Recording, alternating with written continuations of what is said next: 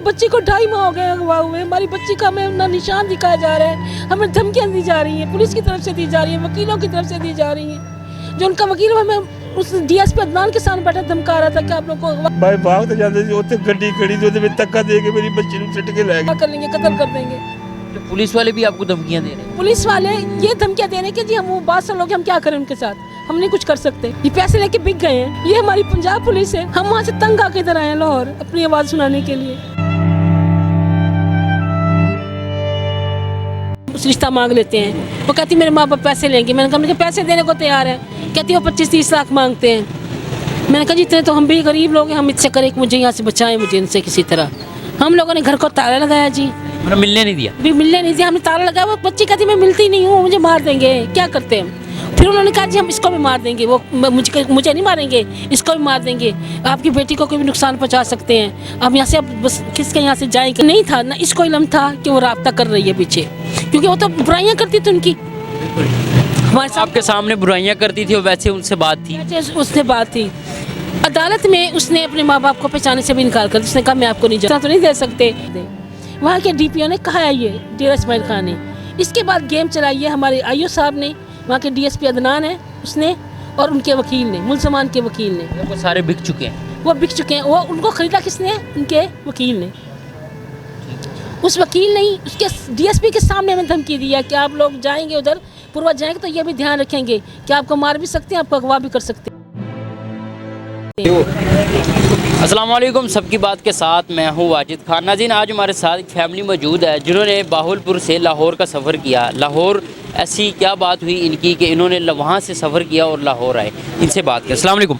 वालेकुम सलाम। अस्सलाम वालेकुम। आज वालेकुम अस्सलाम। सब बहुत शुक्रिया आपका कीमती टाइम। हमें बताइएगा कि बाहुलपुर से लाहौर का सफ़र किस तरह किया, कौन सी आखिर मजबूरी है? इंसाफ की तलाश में सफ़र किया है, इंसाफ मिल जाए, लाहौर में शायद मिल जाए। क्या हुआ मेरे भाई के साथ? हमारे इदारे भावलपुर में हमारी सुन नहीं रहे, तो हम लाहौर आए हैं कि हमारी मरीम नवाज़ साहिबा या आईजी साहब हमारी बात सुन लें, हमारी मदद कर दें। हुआ क्या, ज़रा बताइएगा हमें। मेरी बहन अगवा हुई है, आज 2.5 माह हो चुके हैं उसको अगवा हुए, हमारी कोई पता नहीं है कि कहाँ है कहाँ नहीं है। उसकी किसी पे कोई शक है? शक है, मेरी बीवी लेके गई है उसको। आपकी बीवी लेके गई है? मेरी बीवी उसको अगवा करके ले गई है अपने पिछनों के साथ।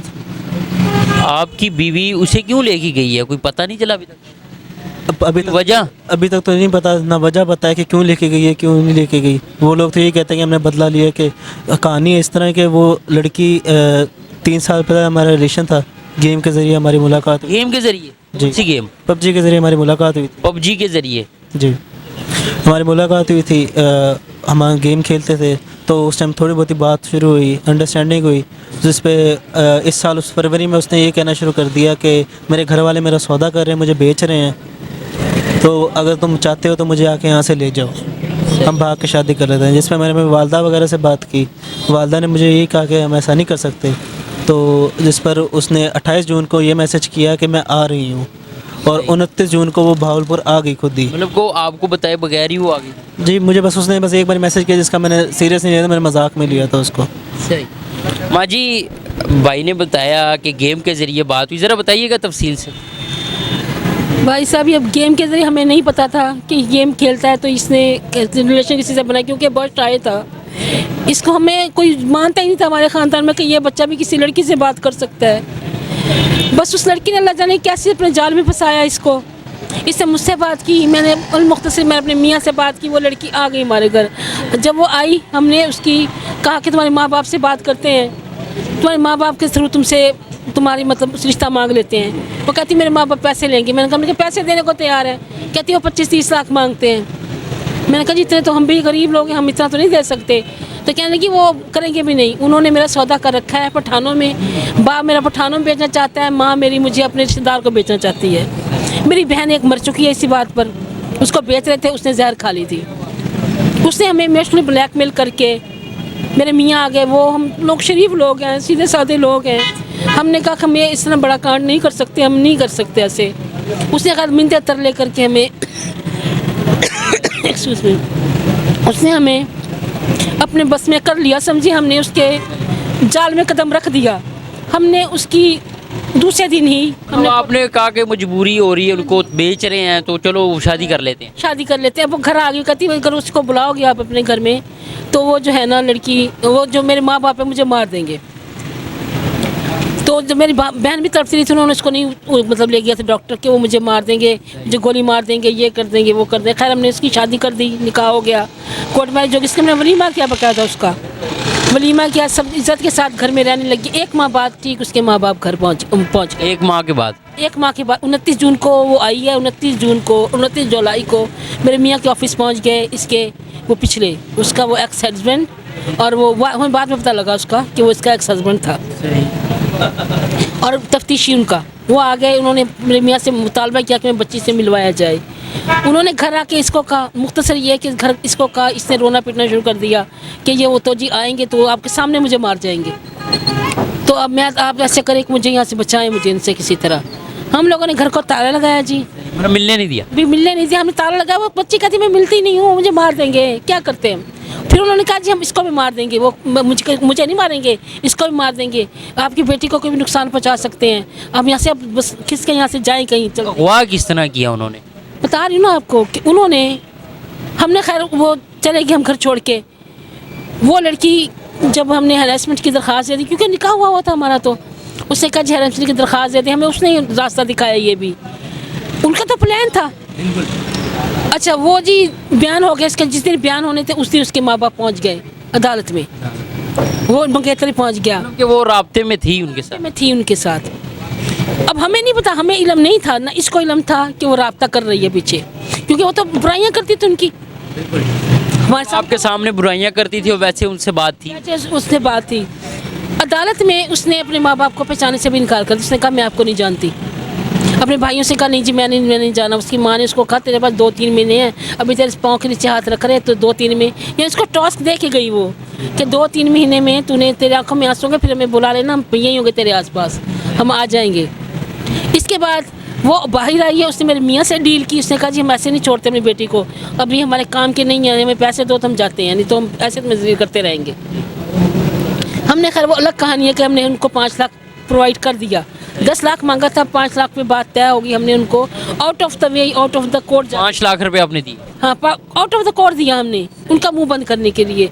वही एतवार में मार खाई ना उस लड़की ने। मैं कहा कि जी आप दे दो इनको, जान ऐसे नहीं छोड़ेंगे। फिर अचानक से जब सारा कुछ हो गया, बात खत्म हो गई, तो फिर उन्होंने क्यों अगवा किया? बता रही हूँ ना आपको, खत्म हो गई। हमने, हमारे लिए तो खत्म हो गई।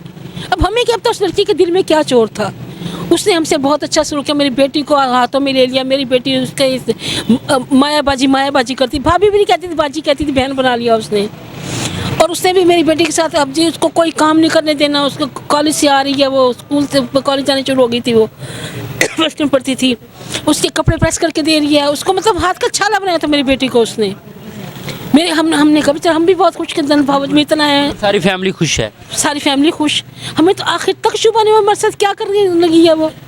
ये लोग जाते थे वॉक करने के लिए सुबह नमाज पढ़ के, मेरा बेटा, मेरी बहू माया और मेरी बेटी माहम, तीनों जाते थे। उस दिन जिस दिन वो गए हैं घर से, पता नहीं मेरी बेटी को क्या क्या कि बाहर निकली है, वो वॉक के बहाने निकली है, और उसको डाला है गाड़ी में बाहर खड़ा था उसका वो एक्स हस्बैंड। आपको कैसे पता चला गाड़ी में डाला इन्होंने? हमने CCTV कैमरा था बाहर लगवा किसी के घर के, हमारी गली में, उसमें से देखा कि वो है वीडियो आपके पास? नहीं, वो वीडियो डिलीट हो गई, 3 माह तो हो गए हैं। उन्होंने वीडियो वैसे देने से भी इनकार कर दिया था कि कोर्ट कचहरी के चक्कर में हम नहीं पड़ते। आपको पता है क्या लोग कैसे डरते हैं। अच्छा ये बताइएगा कि दारू ने क्या किया, कहाँ तक आपका साथ दिया? हमने जी 2 तारीख को, वो 2 अक्टूबर को गायब हुए हैं लेके मेरी बेटी को। हमने सेम डे में वो करवाई है, FIR करवाई है मेरे मियाँ ने जाके, लेकिन हमारे साथ कोई ताउन। 15 दिन तक ये जाते रहे हैं, बैठ के आते रहे हैं, किसी ने कोई ताउन नहीं किया। हो रहे हैं, किसी ने कोई साथ दिया अब तक? इसके बाद हम लोग RPO के साथ पेश हुए, मैं और मेरे मियाँ। हम जाकर वहाँ रोए पीटे हैं कि हमारी बच्ची को हमें के पास गए आपने, कहाँ कहा उन्होंने? हाँ जी, उन्होंने शफकत का मुजाहरा किया, हमारे साथ पार्टी भेजी। वो IO थे हमारे मलिक मोहम्मद अकरम, वो गए साथ, और एक पुलिस कांस्टेबल गया।